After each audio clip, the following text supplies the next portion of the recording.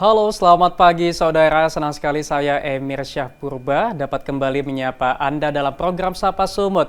Nah, Sapa Sumut hari ini kita akan berbincang dengan Yayasan Cerita Baik Foundation yang sejak awal konsisten untuk melakukan ataupun berkegiatan berdongeng untuk anak-anak. Sudah bersama kita Kak Indri selaku founder dari Cerita Baik Foundation. Halo, selamat pagi Kak Indri. Halo, Bang. Apa kabar nih Kak Indri? Baik, Baik. alhamdulillah. Apa hari ini kita Kak Indri membawa siapa ini Kak?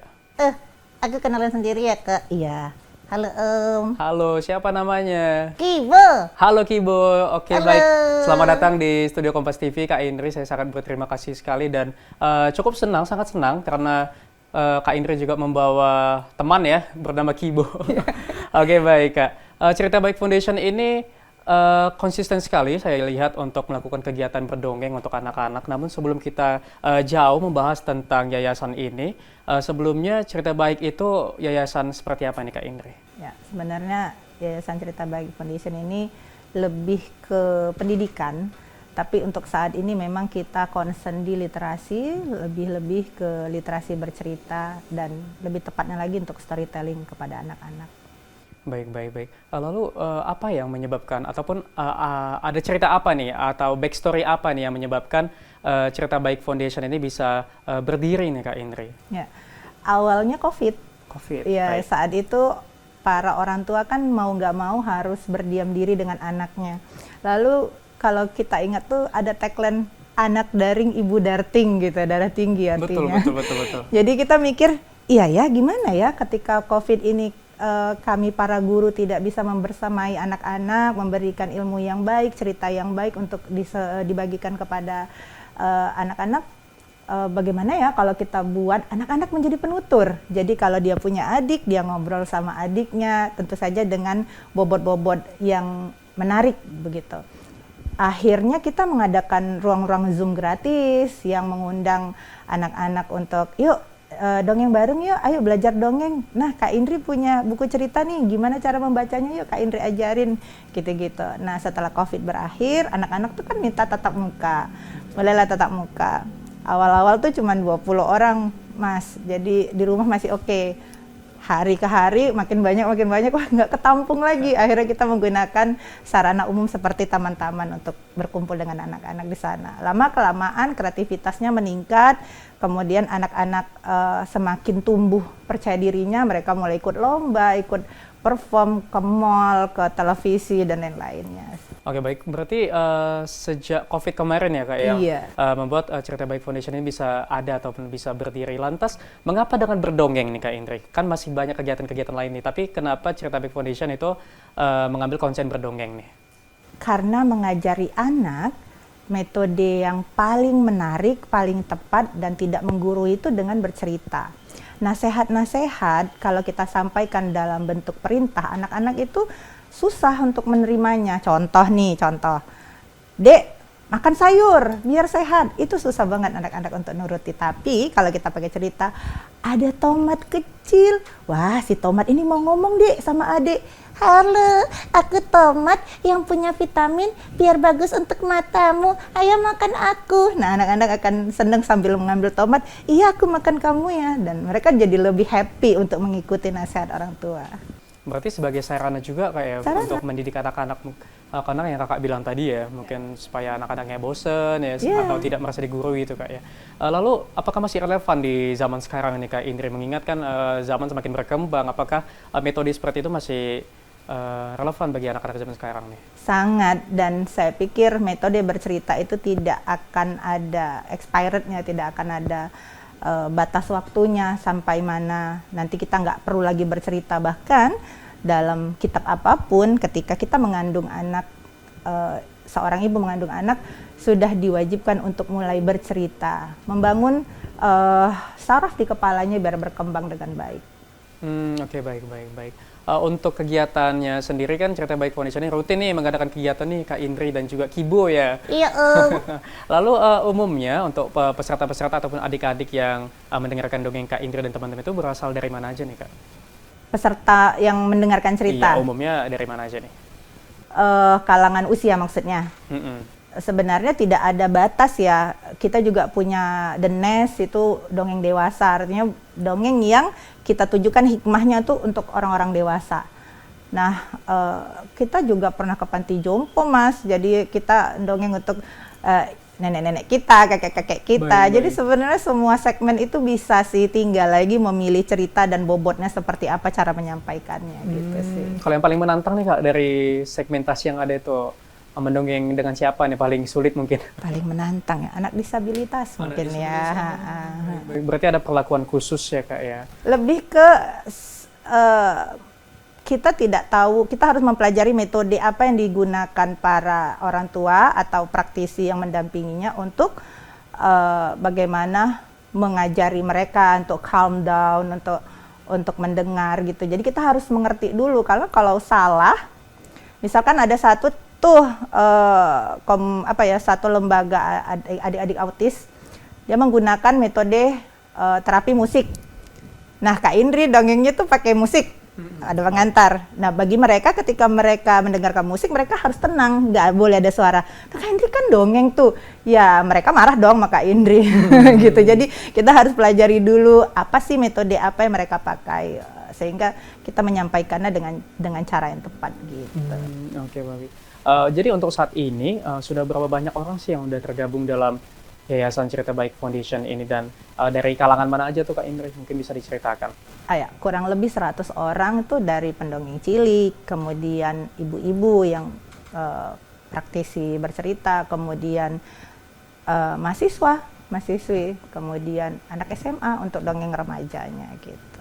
Baik, berarti beda-beda kalangan nih. Beda-beda kalangan. Baik, untuk kegiatannya sendiri selain menonggeng ataupun bercerita, kegiatan apa saja sih yang dilakukan rutin dalam ataupun yang dilakukan oleh Yayasan Cerita Baik Foundation ini? Seni penampilan untuk anak-anak ya, jadi public speaking ada nih, kayak Mas Emil nih jadi MC gitu, terus baca puisi, teater, kemudian read aloud, membaca buku bagaimana caranya menarik untuk orang gitu, puppeters, bermain boneka, kemudian pantomim, ya macam-macam lah Mas. Macam-macam ya, dan tujuannya untuk menggali potensi anak atau ada tujuan lain Kak? Ya, menggali potensi anak sehingga dia dari kecil mengetahui minatnya di mana dan bisa maunya apa nih untuk menambah skill dia gitu, sehingga dia bisa percaya diri di depan teman-temannya gitu. Oke, baik-baik.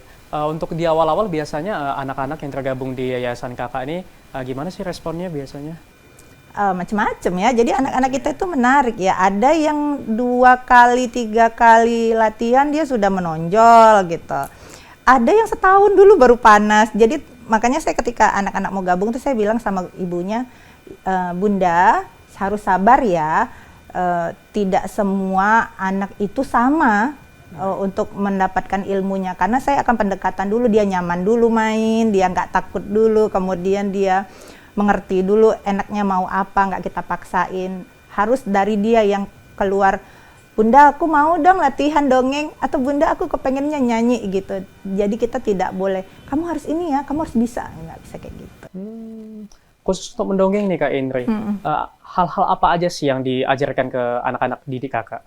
Memahami cerita. Jadi banyak sekali konsep yang saya tahu nih kalau di sekolah-sekolah nih, ketika mau lomba, anak-anak itu disuruh menghafal naskah. Baik. Belum tentu anak itu paham. Kalau di kita, anak-anak itu nggak perlu runut huruf-hurufnya, kalimatnya gitu, nggak perlu. Tapi dia paham apa yang mau dia sampaikan, sehingga dia bisa eksplor nanti di depan ini, improve-nya dia ngerti gitu. Ya, lalu tentu saja bagaimana mengelola panggung, membagi suara, atau menggunakan properti supaya sangat efektif, yang begitu-begitu. Berarti banyak juga ya instrumen yang harus dipelajari oleh anak-anak untuk bisa menjadi pendongeng handal mungkin ya Kak ya? Lumayan, tapi anak-anak kita luar biasa. Oh, luar biasa, pasti dengan support dari orang tua ya Kak ya tentunya. Lalu untuk kegiatan-kegiatan kan banyak tuh tadi yang Kak Indri ceritain, ada kegiatan untuk belajar public speaking, ada belajar untuk kegiatan seni teater tadi Kakak bilang ya. Lalu apakah juga anak-anak ini turut ikut dalam sebuah perlombaan atau sebuah perlombaan seperti itu Kak Indri? Ya, Kak Indri fokusnya itu kan mendidik anak supaya menjadi performer. tidak menjadikan anak seorang talent untuk finalis atau festival. Baik. Tapi anak-anak kita ini memang berkembang. Jadi kalau Kak Indri bilang sama orang tuanya, memang Bunda, saya tidak fokus untuk lomba ya. Jadi kalau bunda-bunda pengen saya meng-create anak untuk lomba, di sini bukan tempatnya gitu. Tapi anak-anak kita ini kalau udah pede, dia udah merasa mampu, dia datengin ibunya sendiri lalu bilang, "Ibu, aku mau ikut lomba." Nah, gitu itu baru kita nyerah. Ya udah kita dampingi, tapi kita tidak meng-create dia sebagai itu gitu. Oh, berarti memang rasa percaya dirinya Iya. muncul gitu Kak ya Muncul. setelah bergabung di Yayasan Cerita Baik Iya. Foundation ya. Lalu apa sebenarnya yang memotivasi anak-anak itu sehingga mereka punya keberanian untuk mengikuti kontes ataupun perlombaan? Menurut Kak Indri karena mereka sudah merasa nyaman dengan latihan-latihan yang dia miliki sehingga dia ngerasa dirinya mampu gitu. Jadi secara naluri mereka akan kepingin menjajal bagaimana kalau aku berlomba dengan yang lain gitu. Oke, baik-baik. Dan Cerita Baik ini kan udah cukup lama nih Kak, dari masa 2000. COVID ya? Iya. Atau bahkan sebelum COVID? Se- Kalau Kak Indri jadi penggiat storyteller memang sebelum COVID udah ya dari 2011 2012. Tapi kalau di Cerita Baik Foundation ya baru 2022 lah. Baik Kak Indri, selama berjalannya Cerita Baik Foundation ini ada cerita-cerita menarik apa aja atau tantangan-tantangan seperti apa aja yang udah dirasakan oleh Kak Indri dan teman-teman, tapi ditahan dulu jawabannya, kita akan memasuki commercial break berikut ini.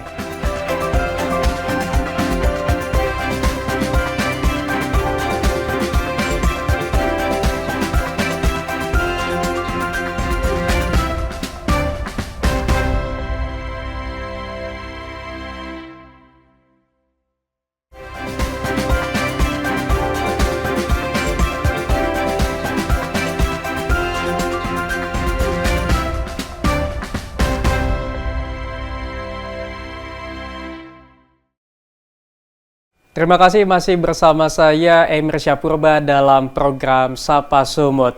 Nah Kak Indri membahas tentang pengalaman seperti apa aja sih yang udah dirasakan oleh Kak Indri dan teman-teman, dan juga tantangan seperti apa aja sih yang udah pernah Kak Indri dan teman-teman rasakan. Yang paling menarik kalau kita harus ke tempat-tempat yang susah dijangkau ya. Kayak salah satu desa di Mentawai, namanya Desa Matatonan. Kita dari Sumatera Utara nih ke Sumbar dulu, terus kemudian dari Padang ke Mentawai, naik kapal cepat tuh 5 jam.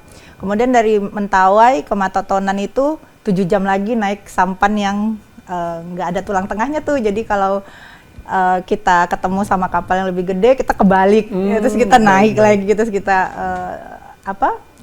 menuju desa itu. Sampai sana tuh orang-orang itu sangat welcome, bahkan anak-anak itu kayak menunggu si Kibo ini untuk cerita gitu-gitu. Dan kita terharu ya bahwa anak-anak di sana pun merindukan yang hal-hal ini merupakan hiburan gitu. Pernah juga ke Aceh Timur namanya Tampur Paloh, kita 6 jam naik kapal mesin itu. Sampai sana tuh ternyata pengunjungnya itu Mas harus datang dari desa dan jalan kaki 2 jam 3 jam. Cuman tuh dengerin si Kibo ngomong gitu. Si Kibo ya. Keren banget si Kibo ini berarti ya Kak Indri. Jelas. Oke, baik. Lalu dalam menjalankan Yayasan Cerita Baik Foundation ini juga mendidik anak-anak didik nih Kak Indri. Ada cerita menarik apa sih sama mereka?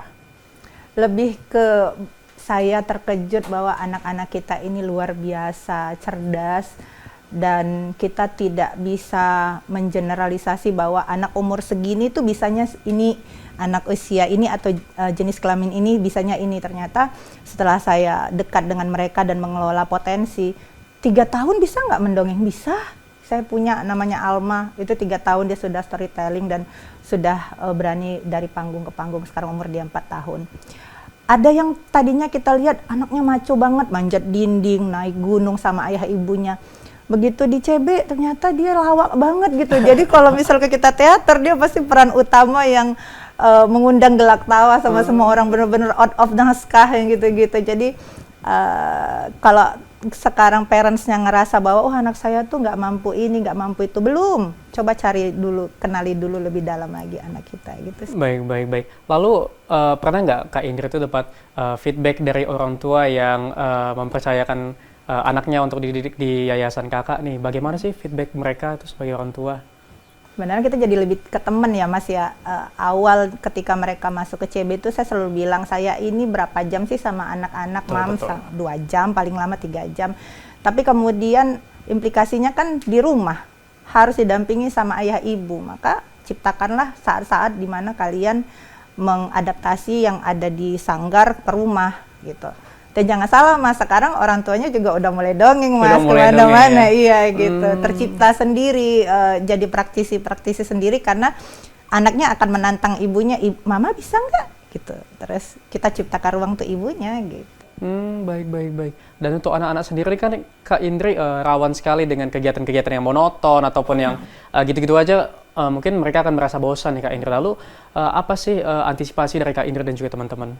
Mencari suasana baru, mencari peluang-peluang baru, misalkan sudah latihan ini apa sih, mau kemana? Lalu kita coba tuh hubungin mall misalkan, ada nggak panggung untuk anak kita tampil? Ada, mereka seneng tuh tampil di mall. Oh udah, kita udah pernah tampil di mall nih Kak Indri. Oh iya, tampil di mana lagi? Oh kamu mau nggak bakti sosial, kita ke Karo, menghibur anak-anak di desa sana. Ya udah kita ke sana gitu, bawa hadiah. Jadi siapa sih yang nggak suka hadiah Mas? Apalagi, betul. Tapi siapa juga sih yang nggak suka memberi hadiah? Anak-anak lagi, dia sharing sama teman-temannya gitu, jadi makan bareng, dan itu buat mereka tetap semangat gitu latihan. Baik. Tadi selain mendongeng, ada kegiatan apa aja nih Kak tadi? Sosial. Untuk anak-anaknya diajarin seperti public speaking, terus? Ya. Jadi kalau kita buat kegiatan tuh Mas, misalkan Hari Anak. Baik. Kita tuh yang dewasa itu jadi penonton doang, MC-nya, pengisi berarti acara, penerima tamu, serahkan sama anak-anak. Oh, anak-anak, baik. Iya. Lalu, apakah sulit atau tidak untuk mempercayakan mereka itu untuk membawakan acara seperti itu? Ya tentu didampingi ya, pasti kita di belakang panggung itu mereka akan datang, Bunda ini boleh nggak, abis ini boleh nggak, tapi seminim mungkin kita memberikan kesempatan mereka untuk eksplor, untuk menyelesaikan masalahnya sendiri, sehingga anak-anak itu mengerti problem solvingnya itu di mana dengan cara mereka itu. Lalu kalau anak-anak yang minder tuh gimana Kak? Kadang kan anak-anak tuh kalau ngelihat temannya, dia bisa kayak gini, dia udah bisa bawa dongeng, terus ada yang minder, itu gimana sih Kak Indri? Kalau di sanggar, minder mereka itu akan memacu. Itu perlunya kadang-kadang ruang-ruang selain sekolah. Karena kalau sekolah itu kan jadinya siapa yang pintar akan didahulukan. Kalau di CB mah kebalik, siapa yang udah pintar kita buang muka aja gitu. Karena dia sudah tahu kita akan fokus sama anak-anak yang belum tergali potensinya. Malah kita minta mungkin coba ajarin dulu temanmu gitu kan? Iya, lebih ke jadi mentor sebaya, kami sebutnya mentor sebaya. Oh, mentor sebaya. Gitu. Kayak Alia kamu ajarin 3 orang ini gitu. Husna kamu ajarin 3 orang ini. Dengan cara mereka sendiri mengajarkannya sehingga sama-sama pintar. Mungkin tentu akan menimbulkan sikap ataupun sifat leadership juga seperti itu ya Kak Indri. Oke, baik. Lalu untuk dongeng-dongeng yang biasanya ataupun sering Kak Indri bawakan itu untuk anak-anak, biasanya dongeng-dongeng seperti apa itu Kak Indri? Tergantung usia ya. Kalau misalkan TK ke bawah, fable lah. Yang tokoh-tokohnya hewan, buah, sikat gigi, bisa ngomong. Kan tujuannya kan memang konteksnya kan isinya ya. SD ya sudah mulai itu tokoh orang. Kenapa? Kita sudah menggali empati mereka, tanggung jawab, yang gitu-gitu. Masuk ke SMP, kita ke hero, siapa tuh? Reginald Siregar, yang gitu-gitu.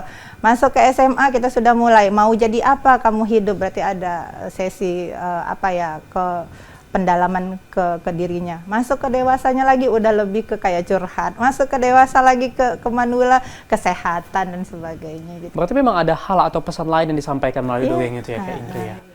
Oke, baik. Tadi saya udah sedikit nggak sabar nih Kak Indri, karena Kak Indri juga membawa Kibo nih ya. Mungkin Kak Indri dan Kibo bisa kolaborasi untuk membawakan sebuah dongeng mungkin Kak Indri. Boleh nggak Kibo? Aku malu. Jangan malu dong, udah sampai sini. Boleh Om. Oke, baik. Mungkin bisa dimulai. Kita mau dongeng Kibo. Iya, aku mau dongeng. Kita mau dongeng apa? Karena hari ini hujan. Oh iya ya. Aku mau dongeng tentang hujan. Iya, jadi ceritanya ada awan yang sedang sedih. Iya, awan itu sedih karena matahari sangat menyengat. Sehingga ia menjadi kepanasan. Ia sudah berteriak kepada matahari. Matahari, jangan buat panas aku. nanti aku nangis loh. Tapi matahari kan sedang menjalankan tugasnya sebagai matahari. Dan ketika sudah semakin panas, Awan menjadi sedih. lalu Ia mulai menitikkan air mata. tik, tik, tik. Lama-lama, Air mata itu menjadi hujan yang deras dan turun membasahi bumi. wah, orang-orang di bawah pada kedinginan dan ketakutan. Tapi matahari berkata, Tidak apa-apa. Sebentar lagi kalian akan mendapatkan sesuatu yang indah. apa itu? Ketika hujan berhenti, ada warna-warni menghiasi langit dan bernama Pelangi. wah, gitu ya ceritanya Om Emit. Iya, Menarik sekali. Terima kasih Kibo, terima kasih Kak Sama-sama. Indri. Kalau seperti ini, sepertinya bukan anak-anak aja nih Kak yang tertarik ya. Mungkin saya juga atau teman-teman seusia saya bahkan masih relevan untuk melihat dongeng ya Kak Indri. Oke, baik. Lalu ke depannya apa sih target ataupun program yang akan dilaksanakan oleh Cerita Baik Foundation ini dalam waktu dekat? Kita memang ada program tahunan itu biasanya camping literasi. Itu yang tahun ini mungkin agak mundur ya karena Ramadan kan bulan 3 ya. Bulan 3. Biasanya kita sekitar bulan itu. Mungkin di bulan-bulan 7 nanti itu biasanya ada camping dongeng. Terus perform anak tetap ada yang gitu-gitu, dan harapannya kita bakalan punya sanggar yang berupa rumah, karena saat ini kita memang memanfaatkan fasilitas di taman yang kalau hujan artinya kita nggak bisa latihan Mas, yang gitu-gitu. Karena di luar ruangan ya. Oke, baik. Lalu saya kan juga cukup tertarik nih dengan Cerita Baik Foundation. Oh, sangat tertarik bahkan. Gimana sih Kak untuk saya ataupun kalau saya punya keponakan atau adik-adik, gimana sih caranya supaya bisa bergabung bersama dengan teman-teman di Cerita Baik Foundation nih Kak Indri? Bisa sih, kita punya sosial media kan di berbagai platform juga ada, ketik aja Cerita Baik. Tapi kalau mau lihat langsung ya datang aja ke Taman Ahmad Yani setiap minggu pagi yang gitu-gitu. Oke, baik. Pertanyaan terakhir nih Kak Indri, apa yang menjadi pesan dan juga harapan Anda kepada pemirsa yang ada di rumah? Oke. Mendidik tidak mungkin mendadak, yang mendadak tidak bisa mendidik. Jadi kalau kita mau mendidik harus pelan-pelan dan dengan cara yang menyenangkan. Ayo mulai bercerita pada anak. Baik, terima kasih banyak Kak Indri dari Cerita Baik Foundation dan juga terima kasih Kibo. Sama-sama, Oke, baik. Itu tadi dia saudara bincang-bincang saya bersama dengan Kak Indri selaku founder dari Cerita Baik Foundation. Semoga dapat menambah informasi dan wawasan bagi kita semua. Saya Emir Syahpurba beserta kerabat kerja yang bertugas pamit undur diri. Terima kasih sudah menyaksikan program Sapa Sumut pada hari ini. Tetap saksikan rangkaian program lainnya di Kompas TV, independen terpercaya.